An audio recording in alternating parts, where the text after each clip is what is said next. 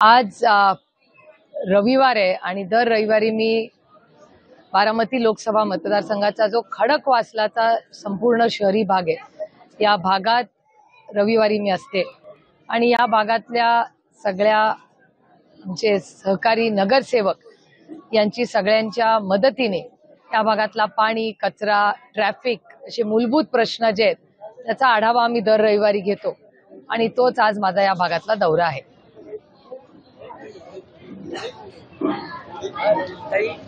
देशभर उद्याच्या उत्सवाची जय्यत तयारी सुरू आहे. अनेक नेते जाणार आहेत, अनेक मंत्रिमंडळातील आपल्या मंत्रिमंडळ सुद्धा जाणार आहे. उद्या जाणार आहेत, पण सगळं मंत्रिमंडळ घेऊन शिंदे पुढच्या आठवड्यात जाण्याच्या तयारीत आहेत. तुमची काय तयारी असणार आहे? तुम्ही भाषणातून सांगितलं की राम भक्त आहे मी, किंवा मग मर्यादा पुरुषोत्तम सांगितलं की मी रामकृष्ण हरी आहे. त्याच्यामुळे मी माझं महाराष्ट्राच्या माती आणि संतांशी माझं फार जवळचं नातं आहे आणि पांडुरंगावर प्रचंड प्रेम करणारे महाराष्ट्राची तमाम जनता ही रामकृष्ण हरी म्हणून आपण नेहमी वारी असेल किंवा वर्षभर कुठलाही चांगला कार्यक्रम असेल त्याची सुरुवात करत आहे. आणि उद्या एक मोठा सोहळा अयोध्येत होतोय, त्याला अर्थातच आमच्या सगळ्यांच्या मनापासून शुभेच्छा आहेत आणि त्याचं काम लवकरात लवकर पूर्ण व्हावं. कारण मागच्याच आठवड्यात मी नागपूरला काही कामासाठी वर्ध्याला चालले होते आणि भारतीय जनता पक्षाचे काही सहकारी मला तिथे भेटले एअरपोर्टवरच आणि त्यांनी मला असलं सांगितलं, आम्ही चर्चा झाली बऱ्याच गोष्टींची आणि त्याच्यात त्यांनी मला असं सांगितलं की मंदिराचं सगळं काम 2027 मध्ये म्हणजे 3 वर्षांनी पूर्ण होणार आहे. मोठा प्रोजेक्ट आहे, त्यामुळे पुढच्या 2-3 वर्षात त्याचं काम पूर्ण होईल असं त्यांनी भारतीय जनता पक्षाच्याच लोकांनी मला सांगितलं. त्यामुळे टप्प्याटप्प्याने ते काम सुरू आहे. आता कसं कसं काय होत आहे हे आपण बघूया आणि ते वेळेत पूर्ण व्हावं एवढीच अपेक्षा आपण करूया आणि त्या उपक्रम जे बघत असेल त्यांना शुभेच्छा देऊया.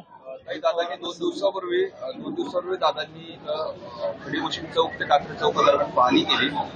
त्या पाहणी दौऱ्यावरून खूप राजकीय चर्चा सुरू झाले की तुमच्या मतदारसंघात दादांनी खूपच लक्ष घातलेलं दिसतंय बाउंड्रीवर. काय वाटतं तुम्हाला दादांनी? दादा पुण्याचे पालकमंत्री आहेत, त्याच्यामुळे अर्थातच लोकशाहीमध्ये प्रत्येकाला कुठेही जायचा अधिकार असतो. म्हणजे आमच्याकडून तरी लोकशाही आहे, केंद्रात दडपशाही आहे असं सगळे म्हणतात, पण त्याच्यामुळे पालकमंत्री कुठे गेले ह्याच्यात गैर काय. 2 दिवसापूर्वी रोहित पवारांना ईडीचे एक समन्स आले, बुधवारी हजर राहण्याचे आदेश दिले चौकशीला. रोहित पवारांनी त्यांना उत्तर देत असं म्हणले की जरांगे पाटील मुंबईत पोहोचतात, हे सगळं आहे, थोडं उशिरा बोलवा.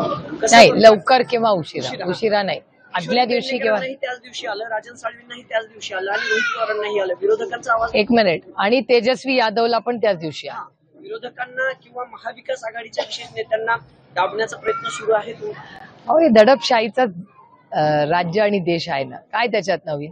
आणि डेटा, मी आरोप करत नाहीये त्यांच्या जे सत्ताधाऱ्यांवर, पण तुम्ही जर डेटा काढला, पार्लमेंटला ऑफिशियली सांगितलेलं आहे ऑन रेकॉर्ड की या देशात इन्कम टॅक्स, सीबीआय आणि ईडीच्या नोटिसेस या 95% विरोधी पक्षाच्या लोकांमध्ये आहेत, सत्ताधाऱ्यांमध्ये नाहीत. हा डेटा पार्लमेंटचा ऑफिशियल डेटा आहे.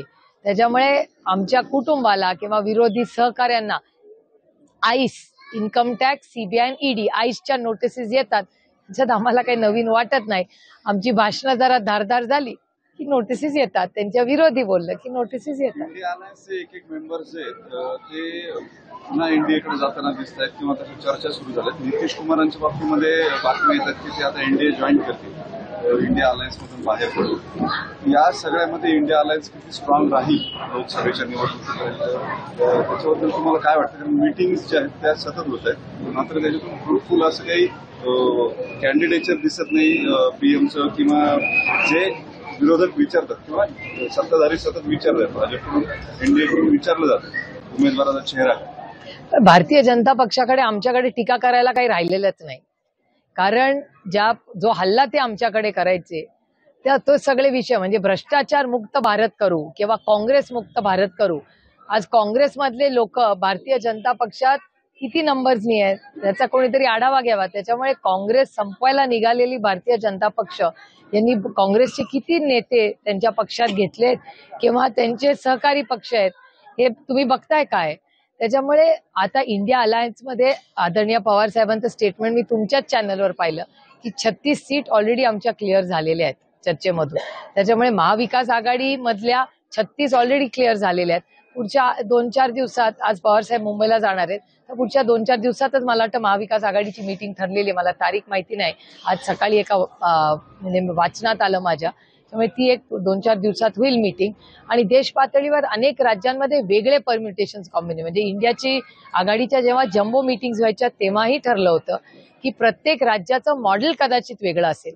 आमच्याकडे एक चेहरा ते दाखवतात तसं नसेल, पण हिचं टीम आमच्याकडे चांगली आहे. त्यांच्याकडे एक चेहरा विरुद्ध एक मोठी टीम आहे, कारण का त्या बाजूला टीमच नाहीये. कारण का दडपशाहीच्या माध्यमातून कुठल्याही मंत्र्याला काय काम करताना आपण दिसतंय, हे आपण सगळ्या, म्हणजे आम्ही तर दिल्लीत फार जवळून पाहतो ती दडपशाही. जरांगे पाटील मुंबईला आरक्षण मिळावं म्हणून उपोषणाला बसण्यासाठी जाणार आहे. 2-4 दिवस संपूर्ण लॉ अँड ऑर्डर जे आहे त्यांच्यावरती डिपेंड असणारे मोठ्या संख्येनं लोक त्यांच्यासोबत जातील असं सध्या चित्र आहे. एकूण लॉजिस्टिक किंवा सगळी यंत्रणा पाहता तुम्हाला काय वाटतंय, जर इतक्या मोठ्या संख्येनं लोक मुंबईमध्ये आले तर वेगळ्या समस्या आणखी निर्माण होतील, सॅनिटेशनच्या असतील किंवा इतर सुद्धा? सरकारनं काही तयारी केलेली तुम्हाला दिसते? नाही, तो सरकारचा प्रॉब्लेम आहे ना. आता संविधानामध्ये भारतरत्न डॉक्टर बाबासाहेब आंबेडकरांनी आपल्याला मोकळा श्वास घ्यायचा अधिकार दिलाय, आंदोलन करायचा अधिकार दिलाय. आणि जरांगे पाटलांनी अनेक आठवड्यापूर्वी सांगितलं होतं, इशारा दिला होता महाराष्ट्र सरकारला की या तारखेला मी येणार आहे. तर इतर 2 गोष्टी, मराठा, धनगर, लिंगायत आणि मुस्लिम समाजाच्या आरक्षणाचे प्रश्न जर सोडवले असते तर हा दिवस महाराष्ट्र सरकारवर आला नसता.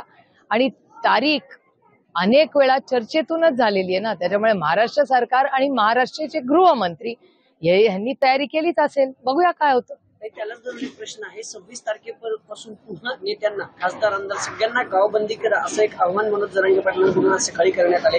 पुन्हा तीच परिस्थिती महाराष्ट्रात उद्भवत होईल, कारण जाळपोळ झाली होती, दगडफेक झाली होती, अनेक मंत्र्या, नेत्या, आमदारांच्या गाड्या फोडण्यात आल्या होत्या. तुम्ही मराठा समाजाला काय आव्हान कराल? पुन्हा काय तशी परिस्थिती राज्यात निर्माण होईल? मराठा, धनगर, लिंगायत आणि मुस्लिम समाजाच्या आरक्षणाच्या बाबतीत राष्ट्रवादी काँग्रेस पक्ष अतिशय संवेदनशील आहे. आणि कोणीही सरकार, म्हणजे आमचा उद्या येईल किंवा आत्ता जे सरकार आहे त्यांनी जर प्रस्ताव आणला तर आम्ही पूर्ण ताकदीने त्यांना सहकार्य करू. लॉ अँड ऑर्डरचा काय प्रॉब्लेम येतो हा विषय आमचा नाही, आम्ही विरोधी पक्षातले आहोत. जे सत्तेमध्ये आहेत, 200 आमदार त्यांच्याकडे आहेत, त्यांनी ताकद लावली पाहिजे ना. Law and order is a state subject आणि ते होम मिनिस्ट्रीच्या अंडर येतं. त्याच्यामुळे देवेंद्र फडणवीसांना हा प्रश्न तुम्ही विचारला पाहिजे, मला विचारायच्या ऐवजी. त्याच देवेंद्र फडणवीसांनी ना एक फोटो ट्विट केलाय, कदाचित तुम्ही बघितला असेल. ते नगरसेवक असताना, म्हणजे खूप जुना कार सेवक म्हणून ते रेल्वेनी नागपूरवरून रवाना झालेला फोटो आहे. विरोधक सातत्याने विचारत होते की राम मंदिरासाठी तुमचं योगदान काय, किंवा मस्जिदीवरून तो सगळा विषय झाला होता. त्यांनी आज सकाळी एक फोटो ट्विट केला ज्यात फडणवीस स्वतः नागपूर रेल्वे स्थानकातून तिकडे अयोध्येला जाताना दिसतात कार सेवक म्हणून. गेले असतील, मला नाही. त्यांनी थोडक्यात म्हणजे कोणाला? विरोधकांना, जे टीका करत होते ना की तुम्ही कार सेवक. ही लोकशाही आहे, दडपशाही नाही आहे. आमच्याकडून लोकशाही आहे, त्याच्यामुळे त्यांनी उत्तर दिलं, ठीक आहे ना, त्याच्यात गैर काय किंवा व्हॉट्स द बिग डील. एक शेवटचा फक्त प्रश्न विचारा. खरं तर उद्या जे अयोध्येत सगळं होते, उद्धव ठाकरेंना, पवार साहेबांना पण आमंत्रण होतं, पवार साहेबांनी लेखी उत्तर दिलं. उद्धव ठाकरेंना देखील आमंत्रण आहे, पण ते नाशिकला जात आहेत, काळाराम मंदिरात आरती करतायत. शिवनेरीवरून माती पण घेऊन जाणार होते, पण काही कारणास्तव ते येऊ शकले नाहीत. पण त्यांनी अयोध्येला न जाता काळाराम मंदिरात जाणं पसंत केले. त्यावरून पुन्हा एकदा राजकारण होईल राज्यात असं वाटतं या सगळ्या गोष्टींवर. माझी वाटतं की श्रद्धा आणि सबुरी याच्यात हे आपले संस्कार आहेत. त्याच्यामुळे श्रद्धा आणि सबुरी आपण सगळ्यांनीच दाखवली पाहिजे. आणि मला असं वाटतं मंदिर, मस्जिद, चर्च किंवा गुरुद्वारा ह्याच्यात जायला कोणाचं आमंत्रण लागत नाही. तुम्हाला जेव्हा इच्छा होईल तेव्हा प्रत्येक जण जाऊ शकतं, त्याला आमंत्रण थोडी लागतं. त्याच्यामुळे उद्धवजींना जे योग्य वाटेल ते त्यांच्या श्रद्धेप्रमाणे करतायत, त्याच्यात गैर काय. लोकशाही मराठी ऐका, पहा, जागरूक रहा.